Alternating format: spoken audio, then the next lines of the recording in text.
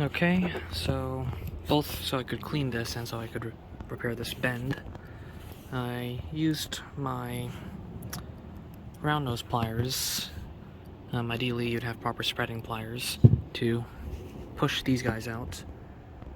And yeah, now I have my other pliers in hopes of unbending this. My apologies if you encounter some noise from the construction technically occurring behind me indoors. Let's see. So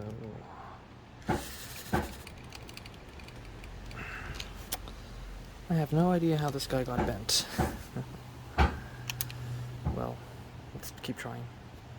Right, I can also flip the grip. Now, of course, this method will incur some dents, but I'd rather small dents than a large bend. Oh. Well, that guy would be in the way. Okay, that should be good enough. Unfortunate that there are so many dents, but at least it's straight. And you can see how, basically, that dent caused compression here, which I then had to stretch out as part of unbending it. So that right tab was surprisingly easy to bend with the help of these pliers. I was a bit concerned for the amount or how I would unbend this kink, but it seems like I was able to do so easily, while this part stayed put.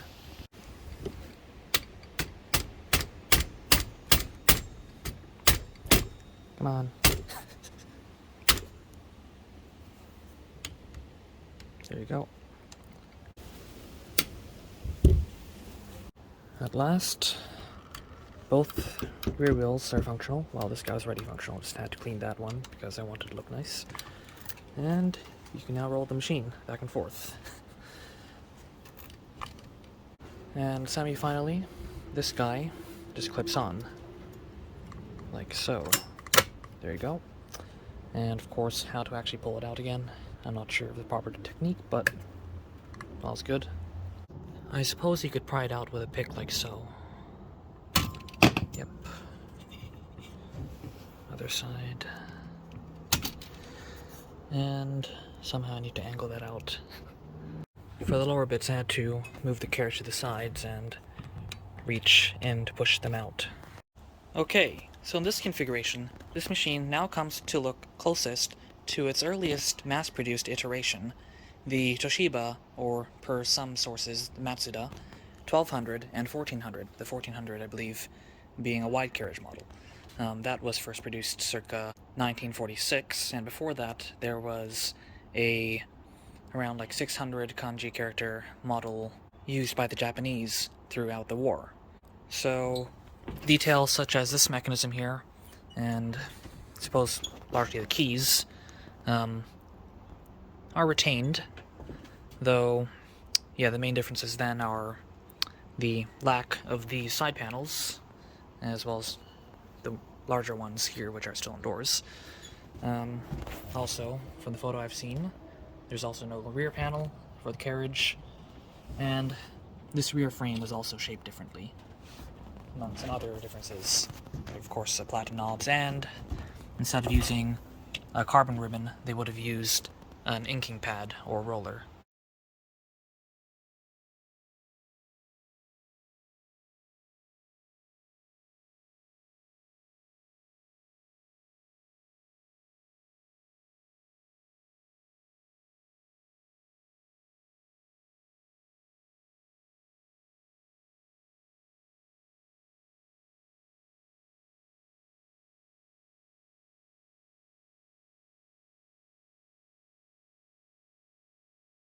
Okay, so at long last, this machine is effectively finished.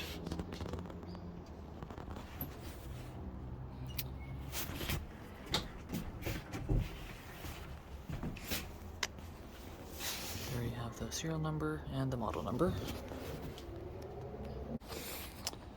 Anyways, so now that everything has been adjusted, it should type well.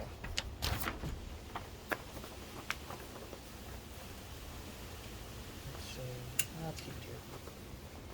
I don't know, I want it to be here.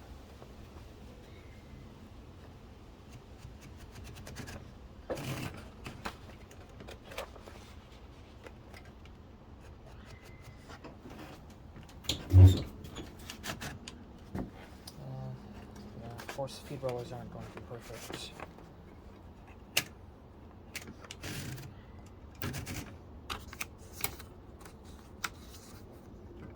Check again, have your carriage lock.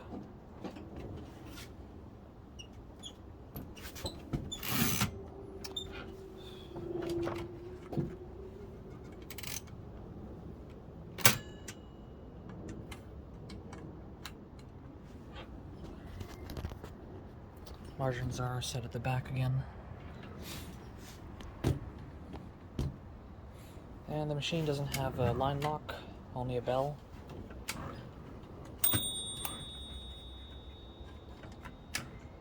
Since typing will be slow, I'm content to have the bell just at the very end of the line.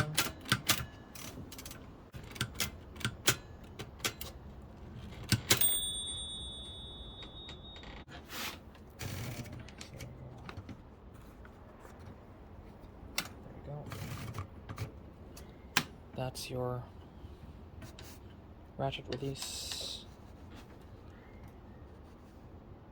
Let's put it just right here. That's good enough. That will be single spacing. Okay.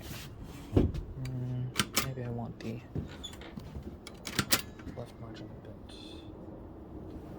That's a rough space. Okay. So, I guess might as well start off typing in English, so you have to put this guy down. There's a 2.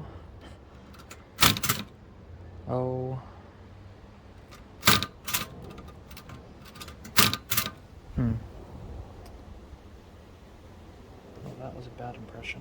Oh. Okay. My dash is over here. Okay, well I am at the bad part of the ribbon, so...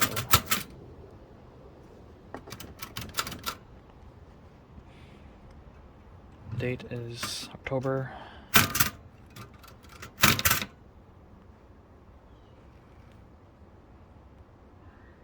I'm going to have to look into whether there's an adjustment that can help keep the vertical alignment more consistent. 08.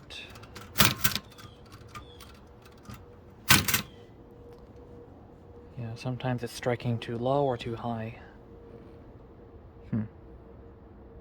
Maybe that could actually have to do with the... Yeah, because I actually I might have made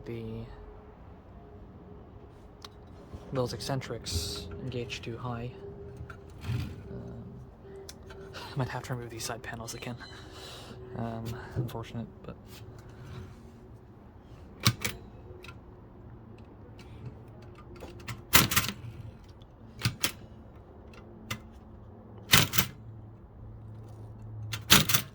Mr.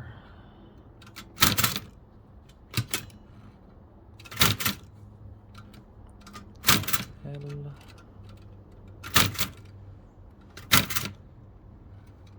Yeah, I would be able to do this a lot faster on a Mignon typewriter, since it has a easier to use two-dimensional, or at least a more efficient layout. So,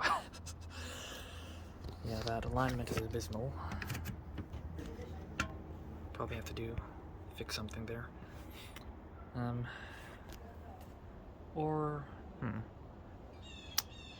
Okay, well, maybe the eccentrics actually have to be adjusted to lift the thing high enough, or as high as possible, before I can actually type something. Or before this impression hammer hits. Hello. Yeah. Well, at least now the general impressions are easier to do. So now back for just kanji.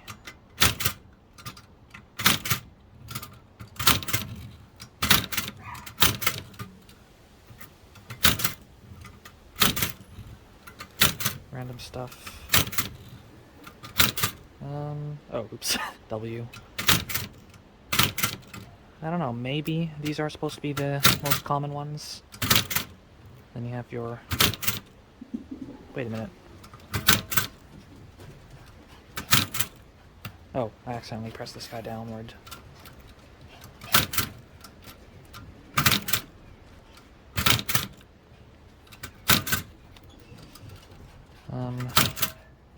Yeah, I'm actually not sure if the vertical alignment here is actually decent. I have to check if it just has to do with the consistency of your technique.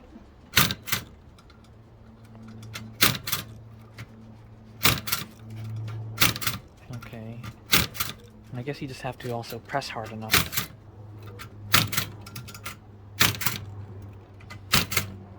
But yeah, now this guy's moving silky smooth, other than the grating from the anti-creep mechanism. But yeah, it works. So, me from the future. Basically, if you want to preserve the vertical alignment, it seems like you kind of have to make a bit of a pause in your press first to give it time to be fully lifted. And again, this is actually... These levers are coupled by a spring, or at least the bail is coupled by a spring, to allow some space for the actual impression. So basically, yeah, let's say pause, hello,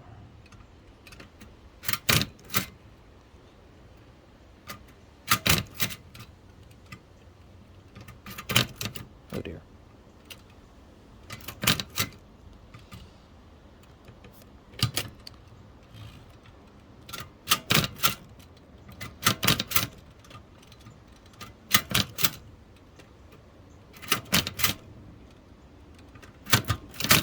Oops.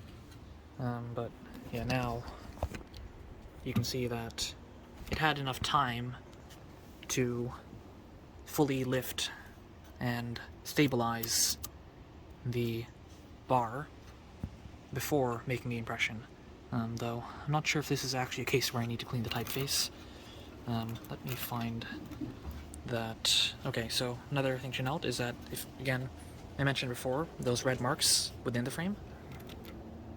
So if you go down here, and you want to examine this row,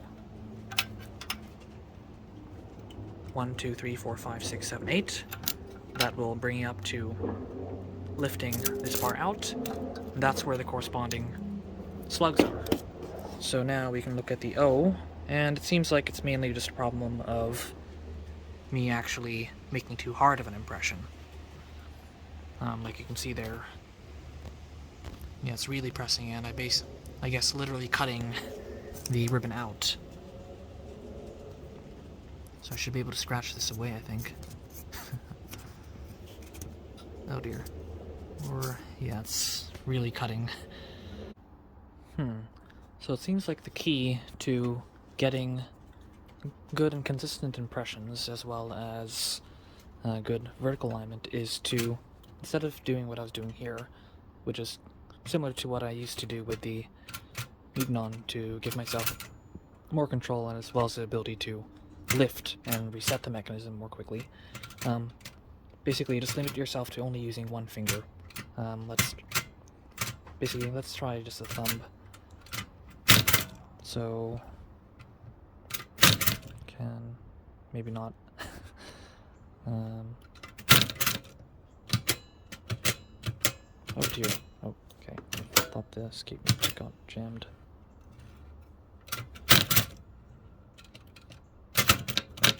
There.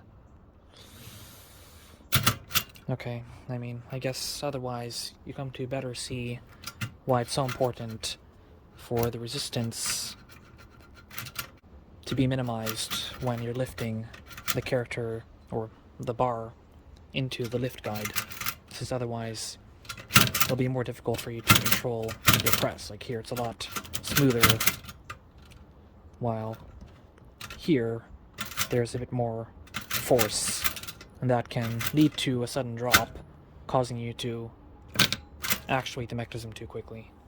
And like with the Mignon, it can be useful to use a light grip. Basically, you don't like really hold it at a particular position, since you need to allow the alignment mechanisms to get the system into alignment smoothly. And if you're holding it too tightly, then you would actually be counteracting or working against that alignment mechanism, making for less smooth operation. And I guess within a single row, if you do hold it lightly and then carefully only move it left and right, then you might actually reach the case where the respective bar has managed to settle at a nice position where it will be able to continue operating smoothly.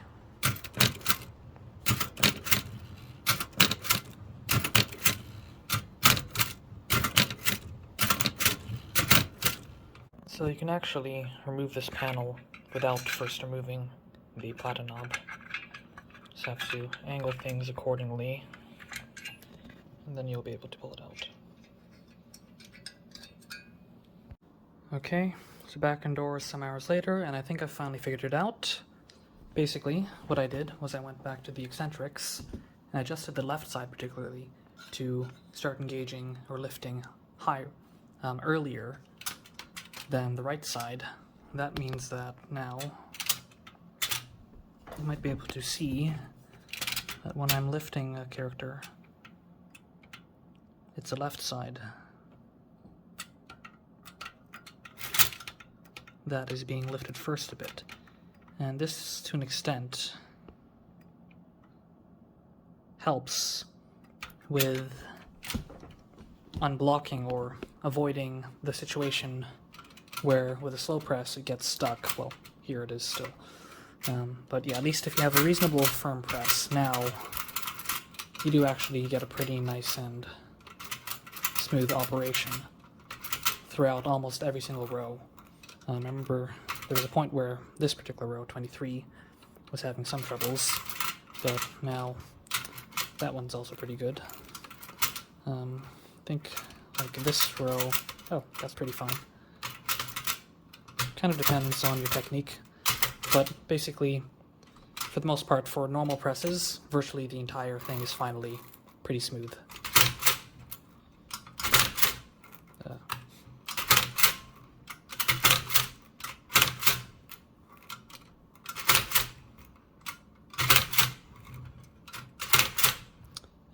Though, yeah, impression quality isn't really the best. Maybe softer platen would help it be a bit darker without having to press too hard.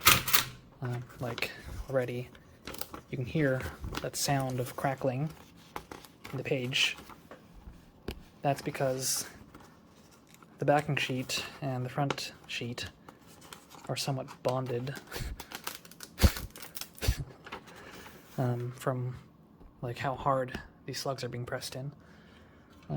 But most importantly is that now it's pretty easy to type in English smoothly.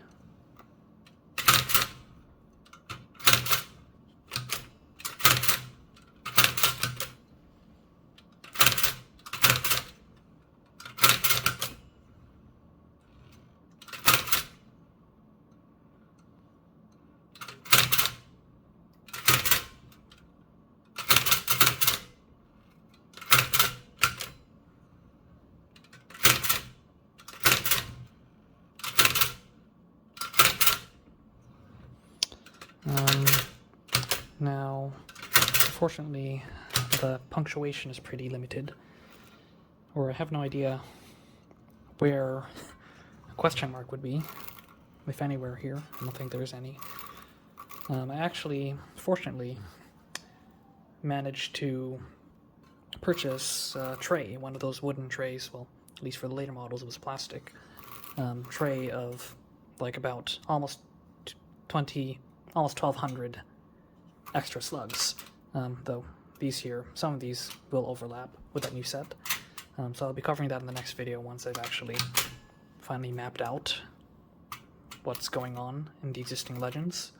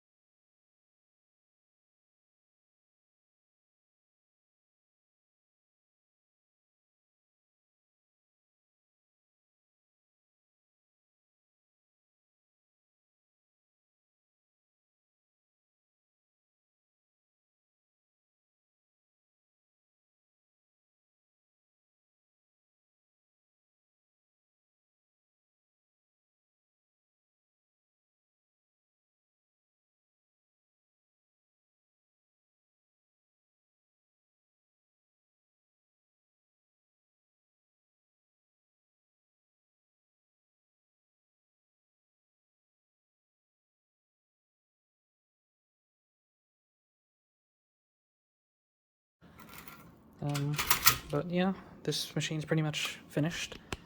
I mean, there is technically an issue with the descenders getting truncated. Probably the ribbon somehow either being lifted too high or the ribbon itself is not low enough, but I mean, I'll call it a day for this machine. Okay, so that's it for the Toshiba BW-3112 typewriter from the 1950s. So if you found this video interesting and would like to learn more about different typewriters and how they work and what it's like to type on them, feel free to like and subscribe.